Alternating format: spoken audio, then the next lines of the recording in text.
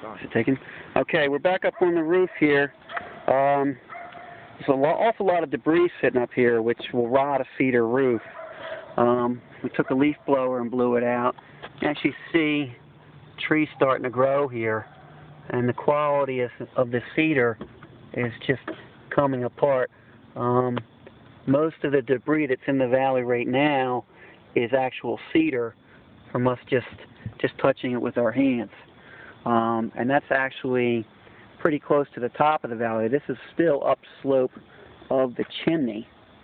So what we are proposing is to take out this segment from the top of the cricket. What you see right now is what used to be the cap of the chimney that they did not take down with them, although they did do a good job putting a new flue liner on. What we're proposing is to take this area out over to the valley. The copper valley has a hem on it.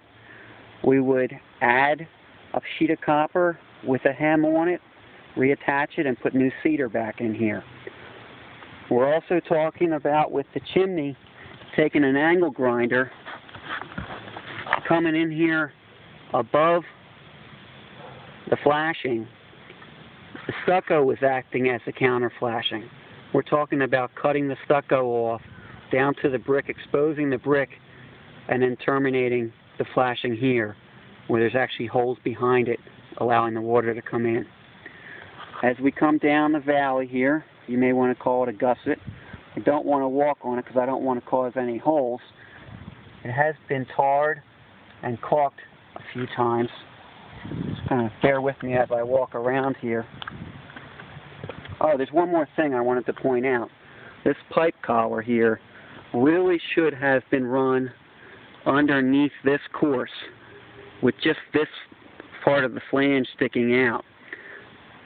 We notice the wear here, and there's also another spot if I zoom in here just to show you the condition of this collar. And when I gently lift it up, you can see that the water is getting inside there underneath the collar. It's soaking wet. I'll put that back down here. I'm going to continue around the chimney. Someone has put a white caulk along here which has done absolutely nothing. I don't believe that's where your chimney's leaking. Okay, we're at the base of the gusset. Okay, so there's the top of the gusset. We're coming down here to the base where the valley starts. This area along here has been caulked. It really should have had metal turned up, because when all that water comes down that valley and down this wide gusset, it has no choice but to run underneath the metal. Hopefully it does have a hem. It would come out 11 inches from your center line on either side, and then the hem is 1 inch. It's nailed down and it's attached with a clip. Some people call it a tag. So we're guessing the metal is coming here. You can actually see the seam up here, and we just follow that seam down, and that's where your valley metal is. You hope there's no nails in there. As we get closer to the bottom, the valley shingles on the low slope are very deteriorated to the point where you don't really even want to touch them too much, but you pretty much put your fingers through, and I could actually touch the metal there underneath if I wanted to. Now upslope, you do have rot along the valley. I don't think that that's your leak. I don't think that has anything to do with it. Okay, my suggestion for this area is to start down here and take shingles off side by side, stepping back and forth. Coming up here, we're going to get to the bottom of the chimney, right by the corner, and we'll be able to take that whole section out. We're going to do the same thing with the valley, with as far as extending the width in copper, and we put new shakes down there. We'd also line it with ice and water shield right along the copper. The reason I would want to go into the chimney, even though the bottom course here is fine, is I want to be able to take everything out and work from the bottom on up. The problem with working with old cedar shakes is it's extremely difficult to get the old ones out from the bottom and work up. you simply can't get past the first nailing course.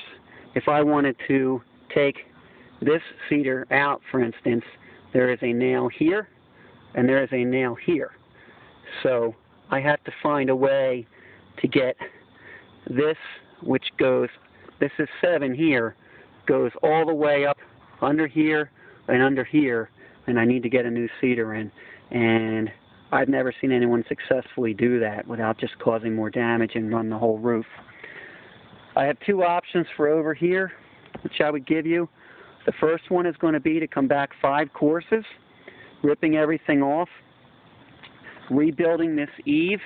I don't want to get too close to the edge. With new framing, new moldings. We can reuse the PVC, or you said you had a piece in the garage. And then coming back with new cedar, and then our tie-in up here is just going to be metal, which should be slid under this course and go up until as far as it'll go, and come past this keyway.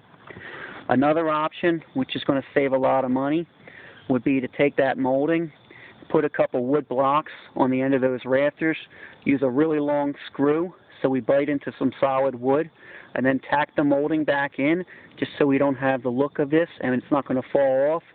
And then each course we run a piece of metal. Come up here and we run the metal right underneath here, so that covers that course. The next course we run the metal up back under this shingle and covers that course.